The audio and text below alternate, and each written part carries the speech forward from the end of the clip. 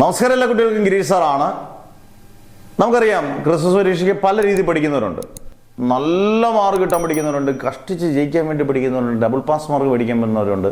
കാരണം ഇവർക്കെല്ലാം വേണ്ടി ഒരു 3 ചോദ്യങ്ങൾ ഇത് നന്നായിട്ട് പഠിച്ചുകൊണ്ട് പോകണം. ഈ 3 ചോദ്യങ്ങൾ വളരെ ഇമ്പോർട്ടൻ്റ് ആണ്. ഒന്ന്, വേ ഓപ്റ്റിക്സിനകത്തെ ഹൈജീൻസ് പ്രിൻസിപ്പിൾ ഉപയോഗിച്ച് സ്നെൽസ് ലോ പ്രൂവ് ചെയ്യുന്നത്. അതുപോലെ റിഫ്ലക്ഷൻ ആണ് സ്നെൽസ് ലോ. റിഫ്ലക്ഷൻ പ്രൂവ് ചെയ്യുന്നു. ഈ ഒരു ക്വസ്റ്റ്യൻ നോക്കിക്കൊണ്ട് പോകണം. 2, റിഫ്രാക്ഷൻ ത്രൂ എ പ്രിസം. പ്രയോപ്റ്റിക്സിനകത്ത് അതിൻ്റെ കൂട്ടത്തിൽ ലെൻസ് മേക്കേഴ്സ് ഫോർമുലയുടെ പഠിച്ചോണം.